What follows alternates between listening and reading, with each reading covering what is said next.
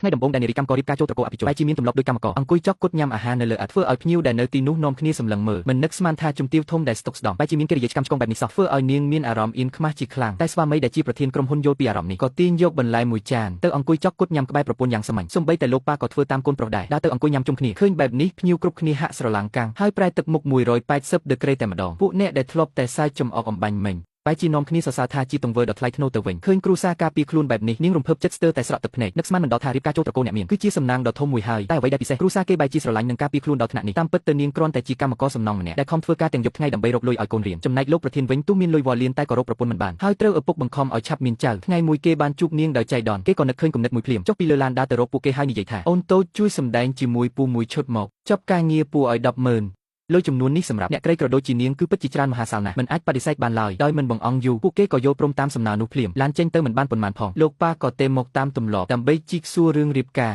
តែលើកនេះគេប្រាប់ថាកំពុងតែនាំប្រពន្ធទៅជួបលោកប៉ាហើយថែមទាំងមានកូនប្រុសអាយុ6ឆ្នាំម្នាក់ទៀតផងលោកប៉ាគ្រាន់តែថាមានចៅរំភើបចិត្តនិយាយលេងចង់ចេញក៏ប្រញាប់បញ្ជាឲ្យគេរៀបចំអាហារធ្វើម្ហូបណាដែលក្មេងចូលចិត្តហើយឲ្យគេទៅផ្សារទំនើបភ្លាមទិញរបស់លេងគ្រប់យ៉ាងយកមកឲ្យចៅព្រមទាំងរៀបចំរៀបបន្ទប់ឲ្យបានស្អាតទៀតផងប៉ុន្តែមិនមែនគ្រប់គ្នាសុទ្ធតែសប្បាយចិត្តនោះទេលោកពូទី2និយាយថាសង្សារមិនដែលឃើញមានផងសុខមិននឹងមានកូនធំប៉ុណ្ណឹងការប្រកាសជារើសកូនអ្នកណាមកបោកយើងហើយដោយក្តីសង្ស័យពួកគេក៏មកចាំមើលនៅមុខផ្ទះគ្រាន់តែចុះពីឡានក្មេងតូចហៅលោកតាពេញមាត់ធ្វើឲ្យលោកតាលីបេដងតែម្ដងឃើញបែបនេះមីងទី2ក៏ងាកមកសួរដេញដល់ខាងស្រីវិញថានាងមកពីត្រកូលអភិជនណាដែរសំណួរនេះធ្វើឲ្យនាងឆ្លើយមិនចេញព្រោះខ្លួនត្រឹមជាអ្នកលក់បាយនៅការដ្ឋានមិនដឹងត្រូវឆ្លើយបែបណាទេភ្លាមនោះកូនប្រុសក៏ចេញមុខមកជួយជម្រាបសួរលោកយាយខ្ញុំឈ្មោះប៉ៅប៉ាវជីចែរបស់លោកយាយ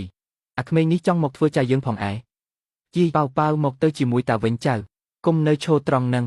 ពេលចូលមកដល់ក្នុងផ្ទះលោកតាសប្បាយចិត្តណាស់ពេលឃើញគេជុំគ្នាជាគ្រួសារគាត់ញឹមបិទមាត់មិនចិត្តទេតែពូទី2នៅតែមិនអស់ចិត្តនៅតែថាក្មួយប្រុសខ្លួនមិនដែលមានសង្សារនាំកូនមកបែបនេះប្រកាសជាខ្លាំងខ្លាយហើយមីងទី2ក៏លួចបេះសក់ក្មេងតូចបានមួយសរសៃដើម្បីយកទៅធ្វើតេស្ត DNA នៅមន្ទីរពេទ្យមូលហេតុដែលពួកគេតាមរករឿងមិនឈប់ព្រោះក្រុមហ៊ុនចិត្តដល់ពេលផ្ទេរតំណែងហើយបើលោកប្រធានគ្មានកូនស្នងត្រកូលទេពួកគេនឹងមានឱកាសដណ្ដើមក្រុមហ៊ុនមិនខានពួកគេក៏គ្រោងនឹងហែកកេកនៅក្នុងថ្ងៃបុណ្យចម្រើនព្រះជន្មលោកតាថែមទៀតផងស្អែកឡើងថ្ងៃកម្មវិធីក៏មកដល់ពូនឹងមីងត្រៀមខ្លួនមើលរឿងល្អមើលរួចជាស្រេចគេបានស៊ើបដឹងប្រវត្តិពីអ្នកមកកូននេះអស់ហើយចាំតែដល់ម៉ោងនឹងបើកមុខឲ្យខ្មាស់គេពេញពិធីហើយពីអ្នកមកកូនមិនដឹងខ្លួនថាបែកការទេកំពុងតែដើរចូលក្នុងកម្មវិធីជាមួយស្វាមីទាំងញឹមញែមភ្ញៀវដែលបានឃើញក៏លាន់មាត់សរសើរថានាងនៅក្មេងហើយមានសម្រស់ស្រស់ស្អាតទៀតនាំគ្នាក្រែថាជាកូនអ្នកមានមកពីណាហើយតែពាក្យសរសើរទាំងនេះធ្វើឲ្យពូមីងទាំងពីរក្តៅត្រចៀកណាស់កូនតូចចង់ឲ្យលោកតាសប្បាយចិត្តគូរូបជុំគ្រួសារមួយសន្លឹកជូនគាត់នេះជាស្នាដៃចែកផ្ទាល់សង្ឃឹមថាលោកតាពេញចិត្តខ្លាំងណាស់ចៅជូនពរចប់ក្មេងតូចក៏រត់ទៅរកម៉ាក់សូមអង្គុយញ៉ាំបាយជាមួយម៉ាក់យ៉ាងស្និទ្ធស្នាលតែពួកគេបែរជាទម្លាប់កាន់ចានទៅអង្គុយញ៉ាំនៅគៀនជញ្ជាំងទាំងមិនដឹងខ្លួនធ្វើឲ្យភ្ញៀវគ្រប់គ្នាសម្លឹងមើលមកដោយការមើលងាយប៉ុន្តែទង្វើរបស់លោកប្រធានបានធ្វើឲ្យគ្រប់គ្នានឹកស្មានមិនដល់ម៉ាក់កូនទាំងពីររំភើបចិត្តជាខ្លាំងឯភ្ញៀវក៏ប្រែទឹកមុខមកសរសើរវិញឃើញបែបនេះលោកពូទ្រាំលេងបានហើយគាត់ស្រែកថាក្មេងនេះមិនមែនជាកូនលោកប្រធានទេហើយនាងក៏មិនមែនជាកូនអ្នកមានអីដែរគ្រាន់តែជាស្រីស្រុកស្រែដែលមានកូនគ្មានឪពុកហើយយកកូនគេមកបន្លំចូលត្រកូលអ្នកមានប៉ុណ្ណោះពួកយើងបានយកសក់វាកាលពីម្សិលមិញទៅធ្វើតេស្ត DNA រួចហើយលទ្ធផលបន្តិចទៀតនឹងមកដល់គឺបែបនេះ